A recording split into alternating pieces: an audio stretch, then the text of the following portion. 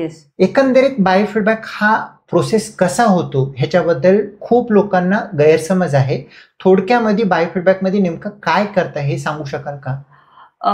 बायोफीडबॅक जसं आपण anal rectal मॅनोमेट्री painless आहे असं म्हणतोय, तर त्याच प्रकारे बायोफीडबॅक पण हे पेनलेसच आहे. काही सेंटर मॅनोमेट्री बेस्ड बायोफीडबॅक ऑफर करतात, जसं की आमचं सेंटर, आणि काही सेंटर EMG बेस्ड ऑफर करतं.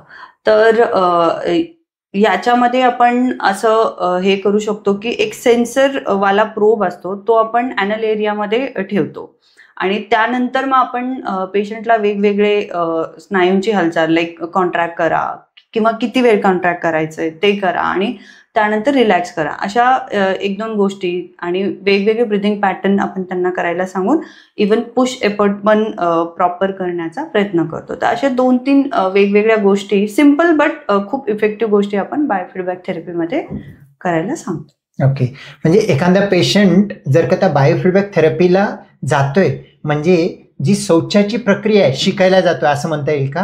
हो, साध्या भाषेमध्ये म्हणायचं म्हटलं तर तसंच म्हणता येतं.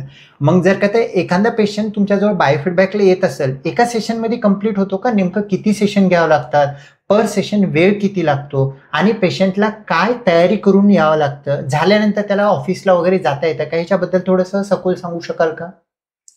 बायोफीडबॅकसाठी आपण पहिले हे बघूयात की सेशन्स किती लागतात आणि का लागतात. तर याचं असं आहे की बायोफीडबॅकसाठी कमीत कमी बायोफीडबॅक जी आपण थेरपी देतो डिसॅनिफिकेशनसाठी, तर 6 ते 8 सेशन्स मध्ये ती थेरपी आपण करतो. सुरुवातीला आयसोलेटेड एरियावरती आपण काम करतो. सपोज की एका पेशंटला ॲनल कॉन्ट्रॅक्शनचा प्रॉब्लेम आहे की तो पॅराडॉक्सिकली कॉन्ट्रॅक्ट करत असेल, तर आपण त्याच्यावरती पहिले काम करतो, मग पुश इम्प्रूव्ह करण्यासाठी काम करतो आणि जसं जसं आपण प्रोग्रेस करतो तसं कोऑर्डिनेशनवरती काम करतो. तर त्यामुळे 6 ते 8 सेशन्स लागतात. आणि का सेशन्स जास्ती लागत असतील तर त्याच्यासाठी मी एक खूप सिम्पल एक्झाम्पल तुम्हाला देते की जसं की तुम्ही जिममध्ये जाताय, तर आज तुम्ही जिममध्ये गेलात म्हणजे उद्या तुमची मसल पॉपअप होऊन बाहेर आली असं होत नाही. त्याला तुम्हाला 2 महिने 1.5 महिने वेळ द्यायला लागतो.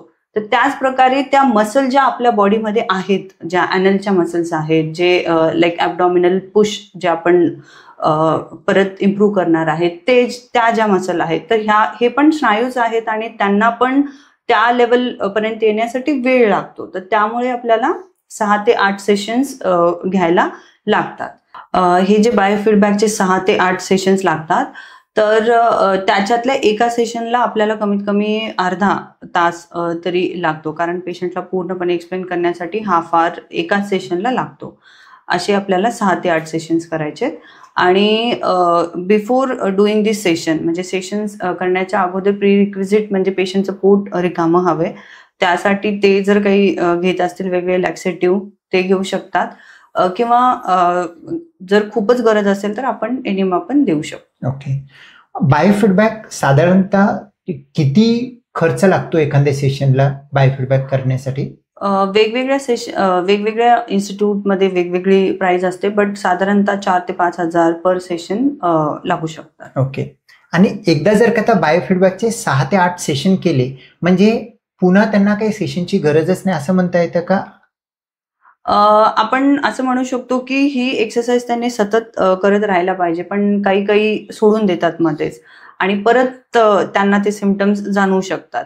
तर बेटर पडतं की रिइन्फोर्समेंट सेशन्स जे असतात की 3 महिन्यानंतर, 6 महिन्यानंतर किंवा 1 वर्षानंतर तसे जर करत राहिले तर पेशंट फॉलोअप मध्ये राहतो, म्हणजे तो ती थेरपी तो करत राहतो. तर त्यामुळे रिइन्फोर्समेंट सेशन्स आपण एका पर्टिक्युलर ड्युरेशन नंतर घेऊ शकतो. जसं तुम्ही सांगितलं स्नायूचा प्रॉब्लेम आहे, जर स्नायूचा जर प्रॉब्लेम असेल तर जिम मध्ये जाऊन आपण काही एक्सरसाइज करतो, तो घरी आपण रिपीट करू शकतो, पण त्याच वेळेस ट्रेनर कोण अधूनमधून तुम्ही जर प्रॉपर समजून घेतलं तर चुका न होण्याचा एक शक्यता, चुका टाळू शकतो असं म्हणता येतं. त्यामुळे 3ऱ्या, 6व्या, 9व्या आणि वर्षभराच्या एंडला आपल्याला एखाद्या वेळेला रिइन्फोर्समेंट करायला पाहिजे.